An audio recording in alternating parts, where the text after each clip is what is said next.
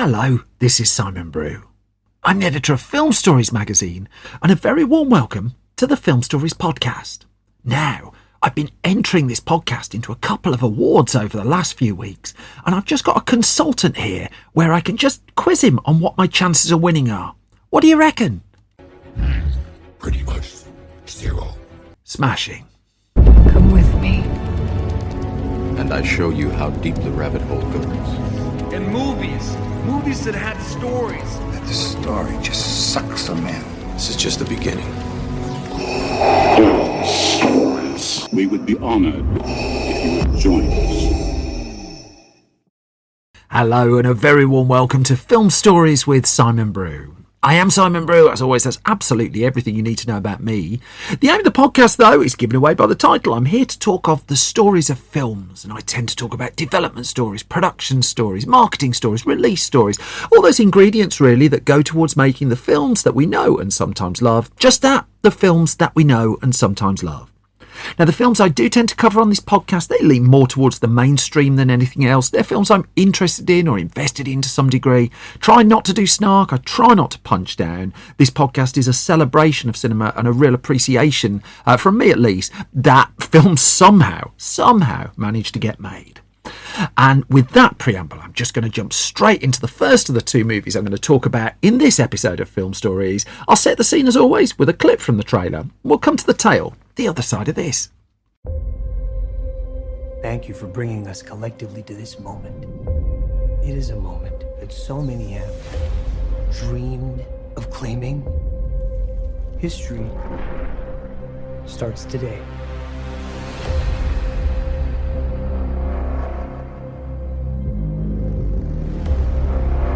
The guy you work for is an evil person. I don't work for him. My firm works for him. Are you going to behave yourself tomorrow? I told you I'm going to do my job. I'm a reporter.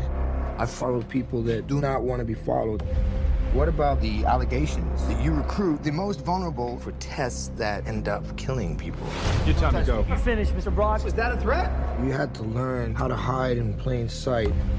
I'm pretty good at it. But you suck. Whoever you are. That then was a clip from the 2018 movie Venom, directed by Ruben Fleischer, screenplay from Jeff Pinkner, Scott Rosenberg and Kelly Marcel, and starring Tom Hardy, Michelle Williams, Riz Ahmed, Scott Hayes and Reed Scott. Now, I accept from the off that there's a very long and windy comics backstory to the character of Venom spun out of the world of Spider-Man. I'm not going massively into that backstory here. Instead, I'm going to zero in on the many attempts to bring Venom to the big screen. And the earliest I could find came back in the 1990s when New Line Cinema had a bit of an appetite for comic book movies. It was in production on the first Blade film that had been penned by David S. Goyer. And Goyer was also working on a screenplay for a Venom film in 1997. And it was Looper that reported around this time that Dolph Lundgren was being earmarked for the lead role, even though there was no sign that Lundgren actually signed on the dotted line for it. Blade came out in 1998 and did a lot of business. New Line got a trilogy of films out of that. I've covered Blade Trinity in a previous episode of Film Stories. But the next turning point in the project wasn't far away, because at the end of the 1990s, Sony came in and swept up the screen rights to the character of Spider-Man and the universe of villains and other characters that had appeared in the Spider-Man comics. Now, this was a big deal. People have been trying to unravel the Spider-Man rights for a very, very long time. I will come to that in a future episode of Film Stories. But it also meant that Venom was now not a character that New Line Cinema could bring to the screen, and that iteration of the project was pretty much gone before it had started. Now, the first time we actually got to see Venom in cinema came in Sam Raimi's movie Spider-Man 3. This dated back to 2007 and itself was a pretty infamous film in its own right. Raimi had famously for Spider-Man 3 wanted his villains in that to be the Vulture and Sandman, but it was producer Avi Arad who leaned on him and pushed for the inclusion of the character of Venom in there as well, which is one of the key reasons we ended up with a Spider-Man 3 that was absolutely bloated with villains.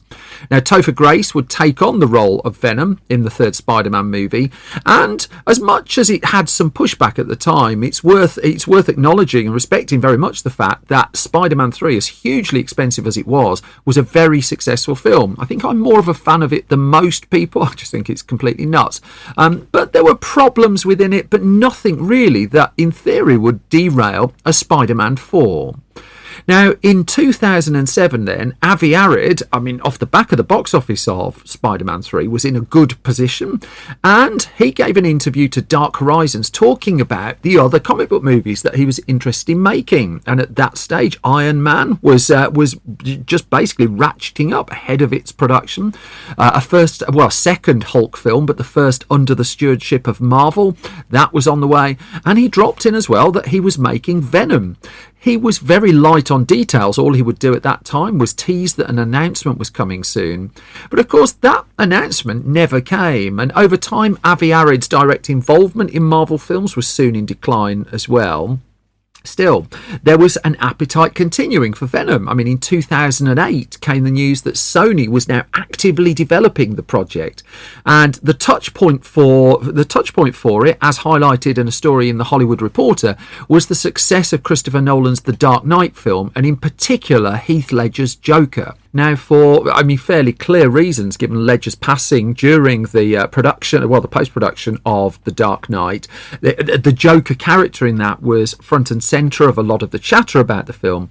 But there was also a feeling that there's a space really that you could put a villainous character at the heart of a comic book movie, and so Sony was investigating this because it also had its eye on what Fox had been doing with its X-Men series of films, because it had completed its initial X-Men trilogy of movies, and then it was now spinning Wolverine out into his own spin-off movie. It was looking at doing the same with Magneto. That didn't happen, but still in 2008 the Marvel Cinematic Universe as we know it wasn't a thing. We were very much at the ground floor of that, and Fox was the template to which Sony was looking. Once you licensed a whole bunch of characters, get lots of projects going with them, and Fox was very, very ambitious at that stage about the stuff it was looking to get off the ground. So Spider-Man spin-off seemed natural to Sony, and it was Jacob Estes who penned the film Mean Creek, who came in and did the latest draft on a potential Venom movie. But that one really didn't pass muster with Sony, and it didn't take too much longer before it started bringing other people in. Now, it's worth noting that Topher Grace's name was still very much being linked with taking the role in a standalone Venom film, but also in 2008 there were the first hints really that Sony might look elsewhere, might look for a big movie star. Was Topher Grace a big enough name to headline a big Hollywood studio film? Well, that decision would come a little bit further down the line, but it was in September 2008 that Rhett Reese and Paul Wernick, a pair of writers best known these days for Zombieland and Deadpool, well, they were hired and brought on board as the latest scribes for a Venom film. And, spoiler, again, they weren't to be the last. Now, the development of this Venom film was wrapped into an ambitious collection of other projects that Sony was looking to get off the ground, not for the first time, because it was pursuing a Spider-Man 4 and a Spider-Man 5 and was actively exploring the idea of making those back-to-back. That Sony had become concerned at the rising cost of making a Spider-Man movie, and so it figured it could save a bit of cash if it made a pair of them at once. And so, also in September of 2008, it wasn't just the announcement of Rhett Reese and Paul Wernick coming aboard Venom, it was revealed that Sam Raimi was in line to make both Spider-Man 4 and Spider-Man 5, and that Tobey Maguire had agreed to reprise his role of Spider-Man and Peter Parker in both of those, which was no sure thing at the time. But there was the sign of doubt creeping in because Sony postponed its planned May 2011 release date for Spider-Man 4. And as Deadline was reporting at this stage, particularly with relation to Venom, it said in one of its reports, Todd McFarlane, who is one of the creators of the Marvel villain, doesn't think a Venom movie could do well with a villain as the central character. And this was a lot of the conversation that was going on behind the scenes. And so Deadline said, my sources think Sony should let Topher Grace, even though he met a fate in Spider-Man 3, stay in the role because, quote, the likeable actor could be a sympathetic evildoer. 2009 then, let's move on just a few months, and a different writer and director was now aboard, because Gary Ross had enjoyed success with films like Pleasantville and the Oscar-nominated Seabiscuit, which was up for Best Picture. But it seemed like he was looking for something a bit more commercial, and Sony reached out to him and struck a deal with Gary Ross that he would now write and direct the Venom film. However, that particular iteration of the project, which again looked like a page one start all over, well, it was reset once more when Sony made, not for the first time in this episode of Phil Stories, a critical decision over the future of the Spider-Man saga. That in 2010, even though Sam Raimi had been developing his Spider-Man 4 film, as Sony had wanted, the studio decided basically to cut its losses. It noted that fallout over Spider-Man 3 was continuing, and the cost of doing Spider-Man 4 with the Vulture, as Sam Raimi wanted, well, it was looking north of about $300 million to make, and Sony just, it blinked. And instead of pursuing a fourth and perhaps a fifth Spider-Man film with Tobey Maguire and Sam Raimi, it decided to hit the reboot button. And so this paved the way to 2012's The Amazing Spider-Man, that would see Andrew Garfield now take on the role of Spidey and Peter Parker, that would see Mark Webb come in and direct. But it also meant all associated projects in this Spider-Man miniverse that Sony was putting together, well, they were gone as well. Now, for Gary Ross, he would go off and do the first Hunger Games movie instead. But Sony was now looking again, and as its first priority was to put The Amazing Spider-Man together, but also the Marvel Cinematic Universe was growing at this point, and you just couldn't ignore it. Even Fox, which had been cleverly, in some cases, continuing to develop and redevelop its X-Men films as it went along, must have been looking over its shoulder and seeing what Marvel was up to. And Sony, well, it had this massive catalogue of characters in the Spider-Man world that also had a Marvel logo attached, so it was decided that once The Amazing Spider-Man was done and ready and well underway, that further spin-offs would be explored. Now, in March of 2012, we jump forward a little bit again. This was months before The Amazing Spider-Man was released. A new filmmaker had come onto the radar of Hollywood studios, and that was Josh Trank. And this was off the back of an unexpected hit movie called Chronicle, which I still think is a terrific film and well worth seeking out. It had broken through for 20th Century Fox. It had returned a tidy profit. There was talk of a Chronicle 2, but also Hollywood studios were now pursuing Josh Trank as a potential director for their films. And so Sony at this stage in the spring of 2012 was believed to be targeting him to direct the Venom film. However, Fox also wanted him for a reboot of its Fantastic Four line of movies, and in the end Josh Trank went with that project, and boy is that a story for another time. Still, The Amazing Spider-Man came out. It did just enough business to keep Sony relatively content. It hadn't done the levels of box office Spider-Man 3, but it'd been a lot cheaper to make. And Sony launched headfirst into The Amazing Spider-Man 2, which was due for release in 2014.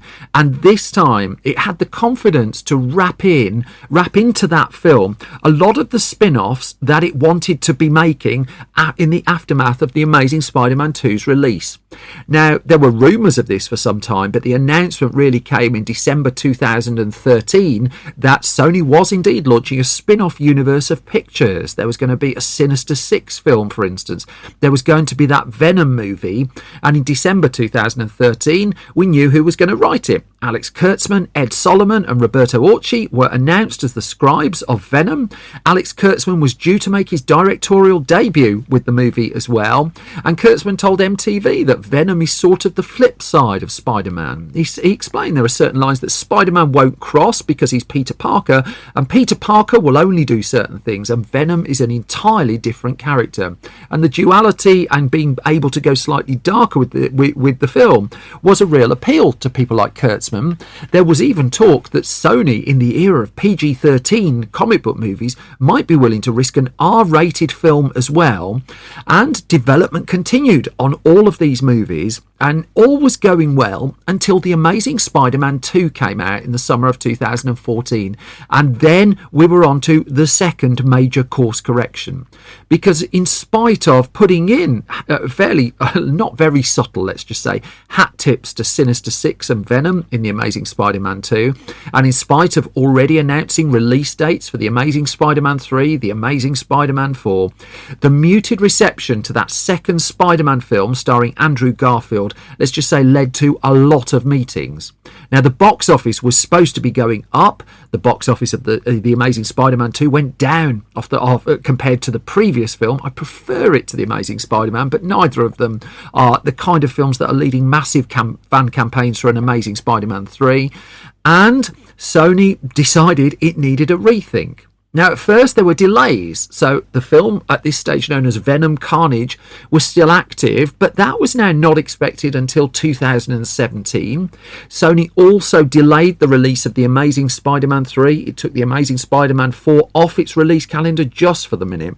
But, of course, as history tells us, in the end, Sony decided to cut its losses. It realised it just couldn't do this as well as Marvel. Marvel, by this stage, had released the first Avengers film and was counting $1 billion in revenue. Iron Man 3 counting $1 billion in revenue, and a call was put in between Kevin Feige of Marvel and Amy Pascal heading up Sony, which led to an unusual collaboration between the pair, whereby Sony would basically lend Marvel its character back as they would join forces on a new line of Spider-Man films, leading to Spider-Man Homecoming, of which Tom Holland, of course, would take the lead role. Now, what this meant was that the collection of Spider-Man universe projects, you still following this? The collection of Spider-Man universe projects that was attached to that Amazing Spider-Man run of film, well, that was gone now. And so Alex Kurtzman went off to make The Mummy with Tom Cruise. Spoiler, that didn't turn out too well. And at the end of 2015, the Spider-Man spin-offs and Sony's Spider-Man universe was thought to be pretty much dead. Only it wasn't, because the idea of this Venom movie had now survived 2 reboots of Spider-Man and was still being pursued within Sony. I mean, and there was logic to this as well. If, as it gambled, Marvel could help make a success of Spider-Man films again, it made sense to have associated movies that Sony would have sole control over. It didn't have to share those with Marvel. In fact, the original deal that Marvel and Sony struck only covered 5 films that the Spider-Man character would appear in. And so, in 2016, it was Dante Harper, who'd enjoyed success with Edge of Tomorrow. That's what he was working on. He was hired to write a new draft of a Venom film that wasn't going to be called Venom Carnage anymore and wasn't going to be related to the rest of the Spider-Man ventures as they stood. As per The Hollywood Reporter, in March of 2016, this Venom is meant to not only stand on its own, but to also launch its own franchise. Sony knew what it wanted here. It wasn't having the best box office fortunes, and it wanted in on the comic book movie boom. And so it was in March 2017 that the news was really out. Sony was now definitely pressing ahead with a Venom film, and unusually it got to the level of confidence that it could announce a release date of October 2018. And a bit of totting up, I mean, that was just 18 months away, just over, from when that announcement came out. Couple of problems: no director and no Venom. That Kurtzman's name was in that one or two of the news stories at first, but it was fairly clear he wasn't going to be doing that, and also he was knee deep in the Mummy, so to speak, at that point. Still, Scott Rosenberg and Jeff Pinkner, they were announced as the screenwriters of Venom, and Kelly Marcel would join them in due course. But there was still no Venom. Even as Tom Holland had been announced as the new Spider-Man, there were gaps that needed to be fairly quickly filled on this new picture. And it didn't take too long for those director rumours to begin. A relatively unlikely candidate was Adi Shankar, a producer on films such as Lone Survivor and Dread, and he'd done some stuff that he directed that had gone viral as well. But his name was still in the mix here. It helped that he was a massive fan of Venom, but then other names around. Well, David F. Sandberg, who Lights Out was one of his hit movies. He was being really tapped up to direct a couple of different comic book movies, and in the end, he pursued his interest interest and went to Warner Brothers to make Shazam and its follow-up. Adam Wingard too would opt to go with Warner Brothers. He would in the end be hired to make Godzilla vs. Kong after having a meeting for Venom. But it was in May of 2017 that this Venom film, the one that actually made it to the screen, finally really came together. Now, Sony had wanted to get this movie in place to capitalise on Spider-Man Homecoming. The new Spider-Man film was due to release. That's the summer of 2017. And so it didn't want to be hanging around for years after a Spidey movie was out. If you're going to go now, was the thinking. A stroke of fortune thus landed in Sony's lap because while it was scouting around for a potential Venom, a separate project was going through, directed by terrific director J.C. Chandor, at the thriller Triple Frontier, which ultimately ended up with Netflix. And Tom Hardy was attached to Triple Frontier for a while, but he dropped out of that project and suddenly he became available. Now, Sony didn't miss a trick here and swooped in quickly. It turned out that Hardy's son was a fan of the Venom character, and a deal was quickly struck that made Tom Hardy reportedly $7 million richer, according to Variety, but also gave Sony a lead actor in its film. And then Ruben Fleischer, who was already on the Sony books following the success of Zombieland, he then bubbled to the top of the director shortlist, and he too was available to make this film. And so Sony had its personnel in place. The only problem being it only had, by this stage, about 15 months now to make its film.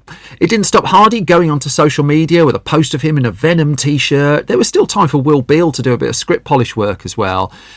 In terms of the rest of the casting, Riz Ahmed became the frontrunner to co-star in the film. He would join up in August of 2017, although the rest of the cast would come in primarily during filming. I mean, Michelle Williams, for instance, came in quite late, and I'm coming to Woody Harrelson shortly. But finally, after many false starts and after nearly a decade to get to this point, production could begin on a Venom movie in Atlanta on October the 23rd, 2017.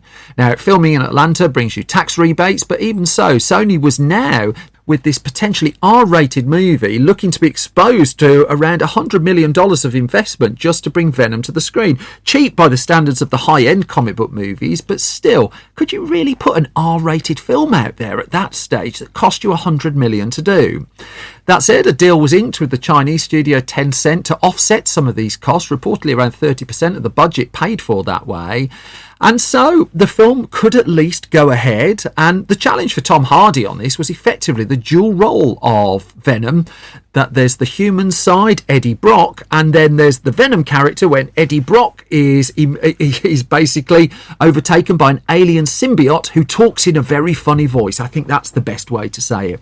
Now, what this meant was, I always think, a little bit of a hat tip to the Carl Reiner comedy All of Me, a film I really, really like, where Steve Martin has to have these two voices in his head, co-starring with Lily Tomlin in that one. Do check it out if you get a chance.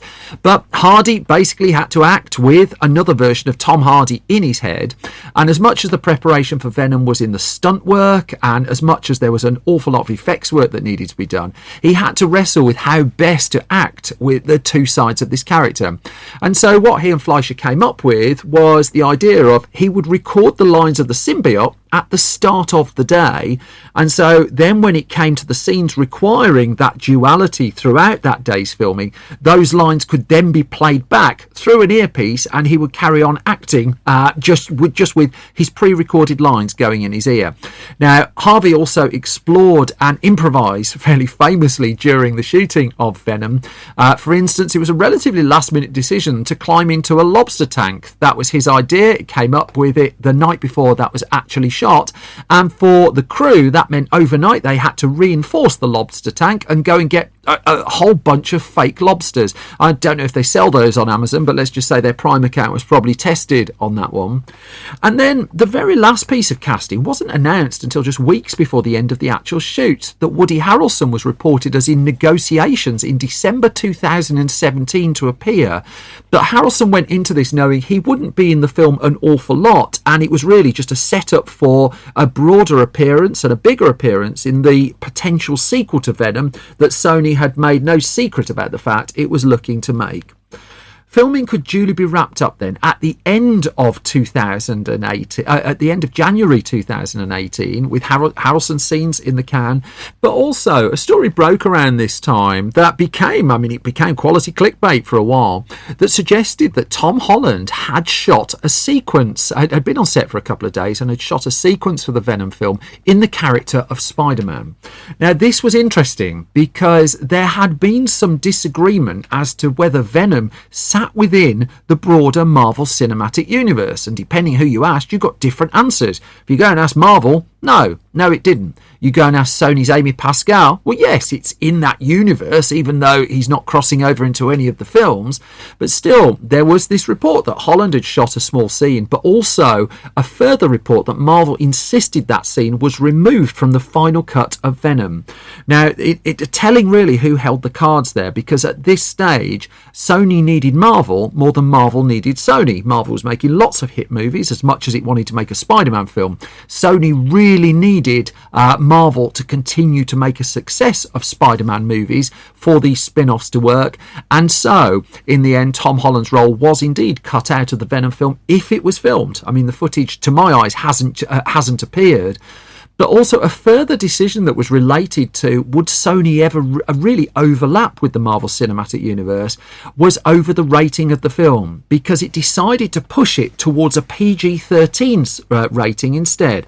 Now, obviously a fiscal reasoning behind this as well. The theory is it gets you a broader audience, your box office going to be higher, that some late reshoot work was done on Venom in the summer of 2018 because Sony, as per Variety, wanted a film that would, quote, push the very limits of PG-13 without crossing over into a higher rating.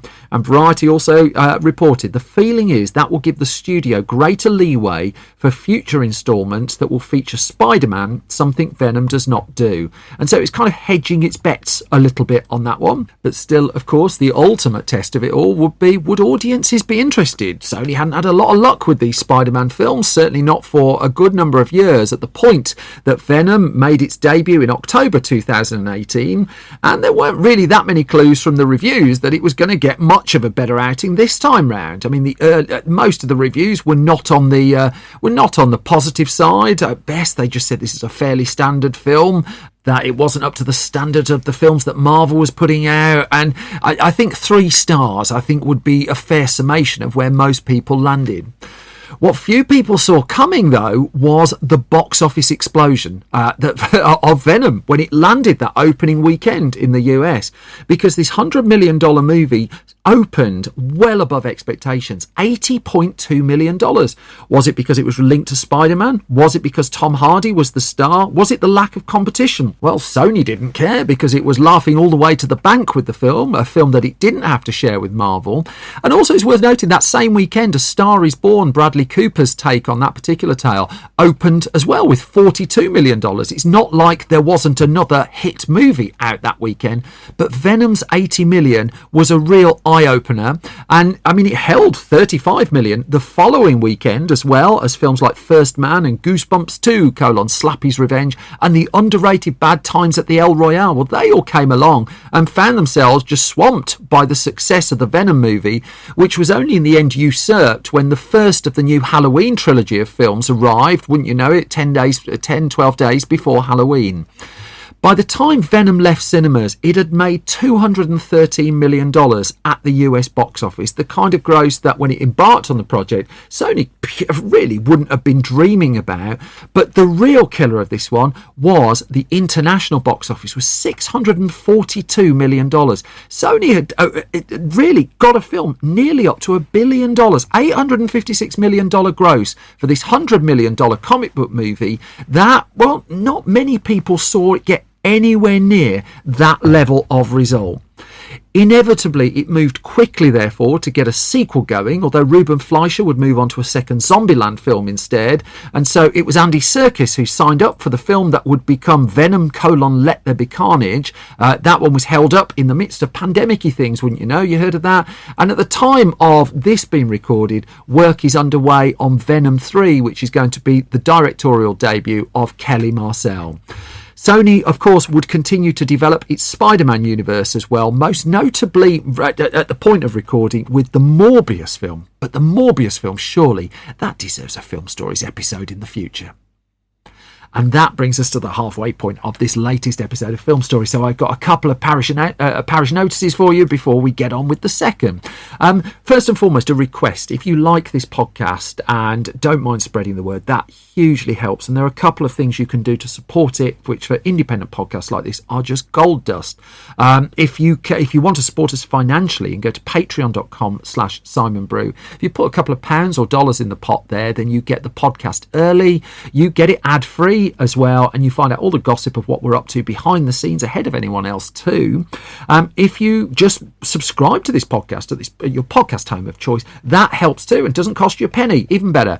And if you can leave ideally a hugely positive review as well, I mean, that helps us enormously too. I've got the new issue of Film Stories magazine. I'm just signing off as soon as this episode is recorded, so that's going on sale shortly. You can find all of our magazines at store.filmstories.co.uk.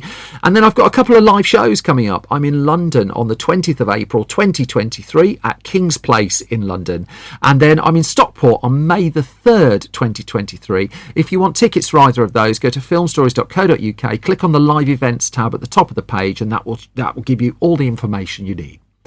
But also, that's enough parish notices, isn't it? Let's crack on with the second of the two films I'm going to talk about. What a story behind this one as well. It's not a film an awful lot of people like, but the tale of the making of it goes to some quite extraordinary and volcanic places. Let me play you a clip from the trailer. I'll come to the story of this one the other side of this.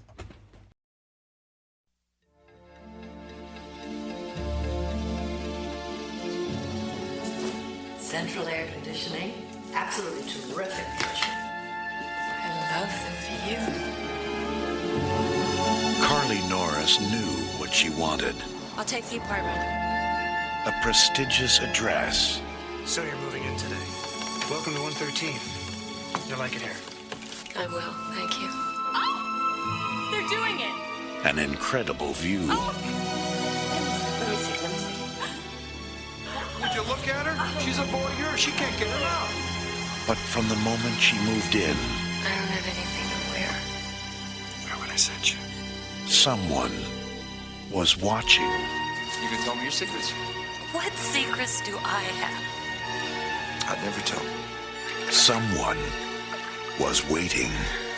You just really look like someone. What's really strange is she was in 20B as well.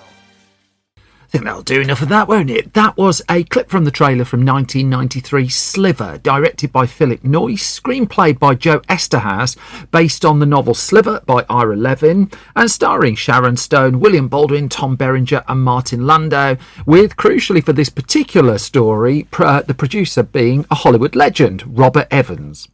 Well, he was a Hollywood legend in particular in the 1970s, and he told his own story in his memoir, The Kid Stays in the Picture, that was made into a documentary film as well before he passed. And, I mean, he'd risen to prominence at Paramount Pictures, producing films such as The Godfather and Love Story, and heading up Paramount throughout an insanely successful period of it and his life, becoming one of the most powerful men in Hollywood. But the power seeped away. In the 1980s, he was convicted of cocaine possession. He lost an awful lot of money on Francis Ford Coppola's 1984 box office disappointment, The Cotton Club. And all of a sudden, after a run of insane success, he couldn't catch a break. His money was dwindling away, and he was in the grip of addictions as well. And so you come to the start of the 1990s, and this one-time Hollywood superstar producer just can't get anything made. As he explained to Empire magazine, it got to a point where he couldn't get a project made if he had a script by William Goldman and William Shakespeare. But it was legendary Hollywood agent Sue Menger who sent him what looked like a lifeline, the novel from Ira Levin called Sliver. Now, Ira Levin had written the likes of Rosemary's Baby, for instance, and The Stepford Wives, and this was his first novel for 15 years. It was a very big deal. And Menger got Evans a copy of the book and suggested to him, you need to, quote, get on your knees and try to get this project. And so Evans duly did get hold of a copy, read it and wanted it very, very quickly. He thought an old friend of his, Roman Polanski, might be the person to direct it as well. The problem there being Roman Polanski is a man who cannot set foot in the US because of his conviction for having unlawful sex with a minor, and thus he would be arrested on sight.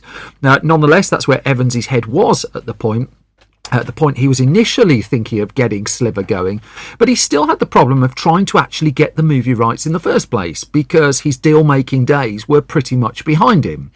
And so it took about a year and a half for him to do this, and in the end what he did was he spoke to Warren Beatty, and Warren Beatty advised Robert Evans to send Ira Levin a copy of Roman Polanski's 1984 memoir, and in that memoir Roman Polanski credits Robert Evans with basically the success of Rosemary's Baby. And this was enough to grease the wheels. A deal was duly struck at the end of 1991 to get Evans the rights to the books for a little under $500,000. Stanley Jaffe at this point was soon to be the outgoing chair of Paramount Pictures, but he had a relationship with Evans. And so he agreed to give him his office back at the studio, and all of a sudden Robert Evans was back up and running. He had a book that lots of Hollywood wanted. He had significant interest from Paramount Pictures, and now he just had to do what he was always able to do, which was put a picture together. So he needed a script first of all, and he got in touch with Joe Esterhazy, who talks about this extensively in his own memoir, Hollywood Animal. Now, Esterhazy at this point scored a huge payday to write the film Basic Instinct, which was on the verge of coming out at this point. And so Esterhazy agreed to do a draft. He cut his price to $1 million plus a box office back end. And as he explained in Hollywood Animal, the only reason I'd agreed to write Sliver was that Evans was broke and down on his luck, curled up in the fetal position much of the time, staring into space, humming. And as Evans said, this is the way it's going to work, Bob. I write the script the way I want to write it. You have no input. You give me no ideas. When I'm done, I give you the script and you get it made. And Esther has also explained that Evans was a friend of his, someone who, as everyone in Hollywood knows, really is the devil. Evans was the producer of Sliver. He liked my Sliver script so much that he sent a voluptuous redhead wearing only a mink coat over to my hotel. I'm quoting this book, I apologise. Esterhazy then further wrote that, quote, she pulled a note out of a certain intimate body part. Best first draft I've ever read, the note said. Love, Evans. I think most of us will agree that the only logical intimate body part would be her left armpit. Now, Paramount decided to fast-track the film. The script was acceptable to Evans, not that he had an awful lot of choice by nature of the deal he'd struck with Esterhazy. And in May 1992, Paramount told Robert Evans it wanted this film in production. Now, it had helped that Basic Instinct had brought the erotic thriller back with some venom. The box office returns, the fact that it hogged the headlines, all of a sudden Hollywood studios quite liked a bit of fruity stuff again. And so Evans then quickly settled on a man to direct. That would be Philip Noyce, who had just been working with Paramount on the film Patriot Games that was also coming out in 1992. And Noyce signed up to direct the movie. It was the thriller Dead Calm in particular, actually, that drew Robert Evans to Philip Noyce. If you've not seen Dead Calm, it really is terrific as well. And Evans also knew who he had to have star in the film. Basic Instinct, after all, had hit, and Sharon Stone at this stage was looking for her next role, and she knew that this was going to be a really important role too. Now, I should note that Stone does not at any point in her memoir directly reference the film Sliver, although we are coming to something that she implies in that book.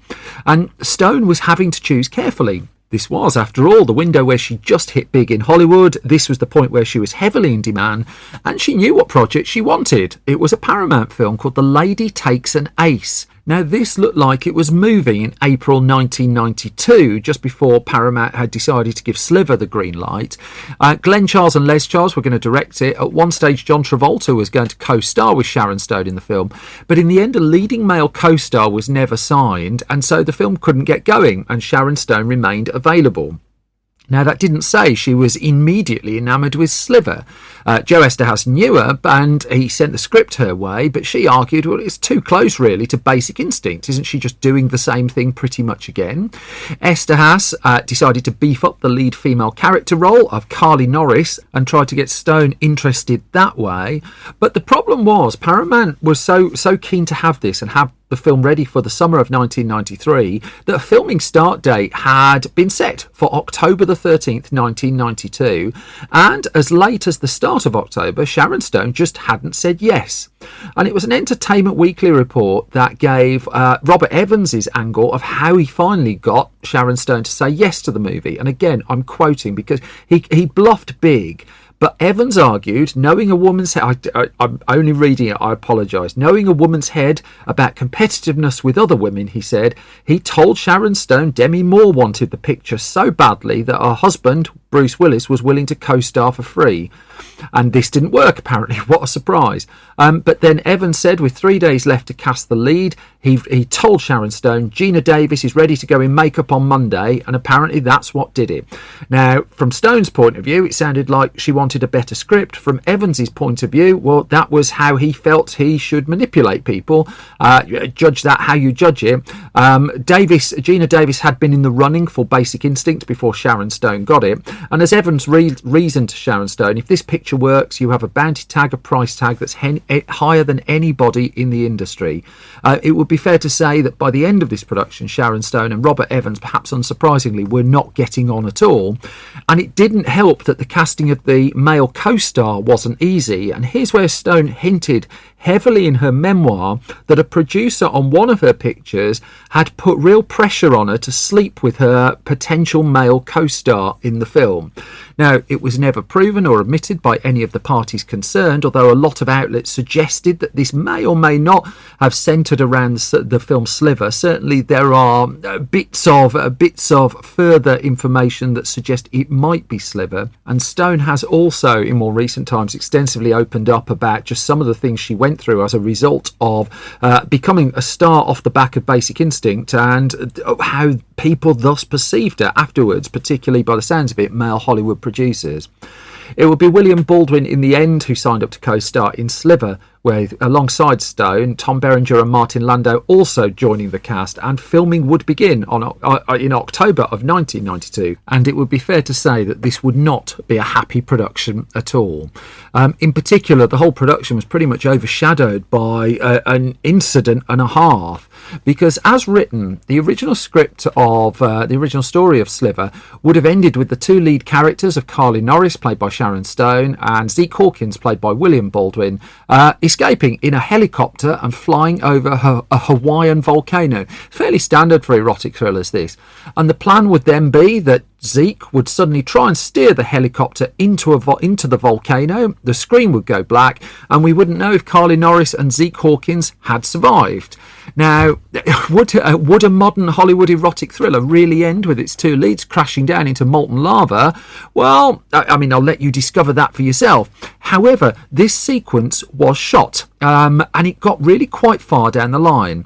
Now, location scouts went out and found the volcano they wanted in Hawaii. It's one of the most active volcanoes on the planet, they discovered, and thus a helicopter pilot was hired, and second unit director of photography Michael A. Benson and photographer Chris Duddy went up into the air to capture the material they needed to make this sequence happen. Now, the pilot of the helicopter was a man called Craig Hoskin, and he soon hit trouble, to the point where on November the 23rd, 1992, news broke around Hollywood. The helicopter had had an accident. It had hit the lip of the volcano's molten crater, and it had crashed. And the fear inevitably was that all three of them had been instantly killed. Now, in this case, that didn't actually happen, that they survived the initial impact and Hosking was rescued fairly quickly, but the other two were just nowhere to be seen. Now, Sherry Lansing's biography talks about this, and Lansing says in this, she'd been only 3 weeks into her new job heading up Paramount Pictures at the time, and she described it as that was the beginning of a 48-hour nightmare. Now, the reason Hoskin had been found was he stayed with the helicopter. The helicopter had been, quote, sheared in half. But it was Benson and Duddy who tried to climb out, but found that they were enveloped in a cloud of smoke and sulphur and barely able to see. They knew very, very quickly that they were in deep trouble. And so a rescue helicopter went up and a search ensued. All the while, the active volcano was smouldering. A net was being trawled just inside the crater of the volcano, just in the hope that the two men would still be alive.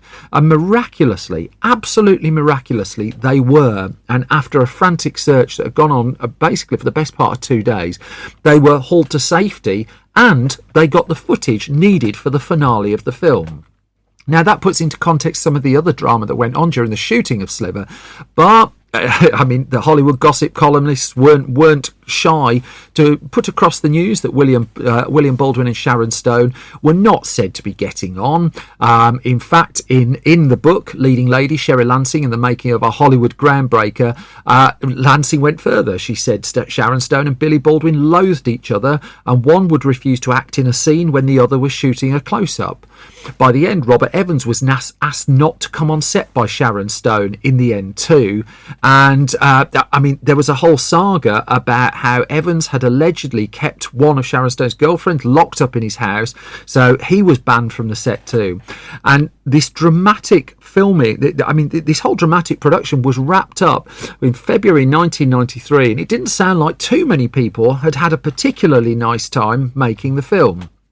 But if the shoot to Sliver was difficult, I mean, the post-production wasn't a lot easier, although it didn't involve nearly dying in an active volcano. But 2 months before its release, Entertainment Weekly ran a big article on this in the States, which described Sliver as the summer movie most appearing to, quote, be in serious trouble.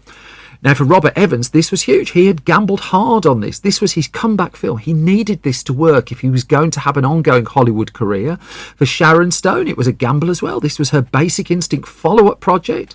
For Sherry Lansing, this was one of the first big films she would launch as the CEO of Paramount, and she had backed this project. But as per that Entertainment Weekly report, the direct quote, the director, Philip Noyce, was a prisoner in his own editing room, struggling to make, he claims, 110 changes in order to avoid the box office poison of an NC-17 rating. Now, we've talked about this before. For those outside of the US, NC-17 is a rating that means nobody under the age of 17 can go and see a film in a cinema, and most of the major American multiplex chains, in fact I think all of them, would refuse to show NC-17 ratings. Instead, films are contractually often obliged to deliver at least an R, which means you can take a 6-year-old along to a film like Sliver as long as you've got an adult with them. And the Motion Picture Association of America, the ratings board, was notably very difficult about anything relating to, well, let's just say mattress manipulations. You can blow someone's head off, absolutely fine, but if you're thinking of taking your trousers off, woe betide you. And in the end, these 110 changes were ordered to be made. And again, it was described by Entertainment Weekly as how the disagreements had degenerated into daily shouting matches by telephone between Philip Noyce and Paramount. And Evans, for a while, was voicing the idea of just go with an NC-17 rating. Well, let's just do that. That will show them. But for Paramount, it's an absolute no-go. That it was spending in the end $40 million on this film, which is a fair amount of change really for the movie it was. And it wanted an R. It needed an R. This was going to be a high summer film that it was aiming to premiere in May of 1993. Now, what also didn't help was an early test screening had taken place, and that hadn't gone down well at all either, to the point where it led to a late-in-the-day change to reshoot the ending involving a volcano. And it was Sherry Lansing in the end who signed off on reshooting that denouement to the film that would replace a good chunk of the scene as shot with one that, let's just say, was more indoors than outdoors. And what this meant was that the sets that had been scrapped after filming had been completed had to be rebuilt from scratch. It was going to add millions to the budget to, ironically, film a much cheaper sequence than the one they'd originally gone for the ending. But in the book Leading Lady, it just says she believed it was her only chance to save the movie. Now, one person not particularly happy with the reshoots was Robert Evans. It sent his blood pressure skywards, and this is not a metaphor. He ended up in hospital with chest pains. And then Chris Duddy, who was caught in the middle of the volcano drama, well, he wasn't happy either. He would tell Premiere magazine eventually in February 1994 that it hissed, I think that says, it hissed me off because we went through all that and I thought it was a better ending with that in the movie anyway. Also, when the shoot was over, Evans and Noyce were clashing over the final cut of the film, and Sherry Lansing had to intercede. She had to interject and try and mediate this. And as has been pointed out, in usual circumstances, given her own background in producing films, she would have gone on the side of the producer. But in this case, she felt that Philip Noyce was the reliable one. His judgment was a lot sounder than Robert Evans's, and the studio head was siding here with the director over the producer, because as was pointed out in the same book, Evans was no longer the life force he'd been at his peak, and so Lansing was forced to conduct shuttle diplomacy between the two men, whilst also making sure that Philip Noyce just had the freedom to turn around a final cut of the film against a heavily ticking clock and the demands of test audiences and the requirement for fairly dramatic changes. All the while, a promotional campaign was coming together which had the tagline, "You like to watch, don't you?" And if that isn't inviting bait from critics, then I don't know what is. Even as that marketing campaign was being fashioned, though, drawing heavily on the music from Basic Instinct, you might have picked up just from that clip at the start, Evans was requesting an editing room of his own to take over the cut of the movie. And the request was granted, actually, and he was told, "You'll get an editing room for 4 weeks." And so Evans duly went to the editing room for 4 weeks to cut 2 scenes together, and Paramount saw the films, and they were terrible, absolutely unusable. And so that also meant it doubled down really on its decision to go with Philip Noyce. The new ending that was shot was finally in place just a week and a half before the film came out, and it got to the stage, and this was the era before digital distribution, so you had to make the physical prints and ship them around the United States. Those prints were being made on a Tuesday, the film was being playing on a Friday. This was beyond cutting it fine, but fingers crossed this could still deliver Paramount Pictures a much needed hit. And so it went into cinemas on May the 19th, it premiered on May the 19th, 1993, releasing on May the 21st. It would be fair to say the response to the movie was not on the positive side at all. The reviews for the film were hostile, really, and Sharon Stone's fear that this was just like a weak retread of Basic Instinct, well, that came true. Joe Esterhazy was very conscious there was a target painted on the back of his head as well after the success he'd had, and the feeling was he was just going through exactly the same thing. The lack of chemistry between Baldwin and Stone, that was cited, and the general thing, it just wasn't really a very good film. And even watching it now, it's not really a very good film. I don't like to punch down on movies, but I've watched Sliver twice now, and it has its moments, but it's an odd one, really, and perhaps it was unsurprising that when it did go out into American cinemas, it spluttered a little. Now, that said, it's still open in first place. Sharon Stone did have some star pulling power here, but a 12.1 million opening weekend in the US wasn't what was hoped for. It did hold off that weekend's other opener, which was Hot Shots Part 2, which opened with $10.2 million. But Sliver was in trouble. The week after, out came Cliffhanger. Then that knocked it off the top of the chart with some gusto. Sliver was dropping like a stone. In fact, by week 3, it was down in 8th place as Guilty as Sin and Made in America came along. And then it was Jurassic Park. Jurassic Park arrived 3-4 weeks later, would dominate the rest of the summer, and Sliver was at the weekend Jurassic Park opened. It had $47 million to its name.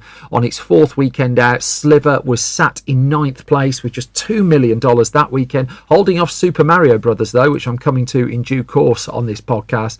And it was out of the top 10 in under a month. And whereas Basic Instinct had really dominated the narrative of film for a little while, and even Indecent Proposal earlier that year for Paramount, that had got tongues a whacking, Sliver just kind of came and went a little bit. By the time it had completed its US run, just $36.3 million were in the bank. Not really what they were hoping for. It still did okay outside of America, though. It would be wrong to say that Sliver was a flop, as much as people were keen to label it that. It was just a disappointment, really.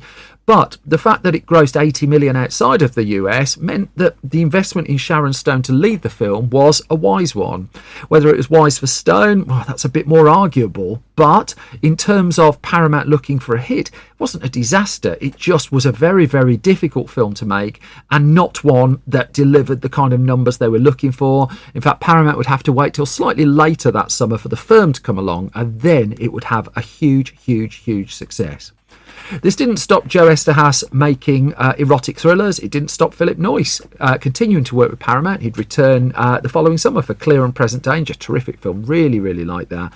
For Robert Evans, well, this was a comeback over. And his days of producing big studio Hollywood movies, they were pretty much gone. Although his well-received memoir and documentary film did give a late flutter of interest in his career and his life. Is Sliver worth digging out? Well, do you like to watch? Well, I didn't really. That said, it's just one of those anomalies of 1990 cinema, the kind of film that's not made anymore, and perhaps just out of sheer curiosity, it might be worth a peek. Just don't expect much volcano action in it. Which brings me to the end of this latest episode of Film Stories. As always, thank you for listening and thank you for your time. If I've not bored you completely, you can find more from me on Twitter at Simon Brew. You can get more from the entire Film Stories project at Film Stories. Our website, filmstories.co.uk, updated every weekday with movie news, reviews, features, things like that. And then at store.filmstories.co.uk, that's where you can find all of our print magazines for sale. A new one is about to go on sale just at the point this podcast is being recorded. The Patreon, again, is patreon.com/Simon Brew, and the live shows, you can find all of them, the details of all the upcoming ones on the Film Stories website in the live events tab. But I think I've done enough waffling at you now. I think I've bored you completely, and so I'm going to retreat. I'm going to go and watch another load of films, and I will return with more Film Stories in due course. Till then, you all look after yourselves. The most important thing is you stay safe and well. You do that, I'll go watch some movies. Take care. Bye bye.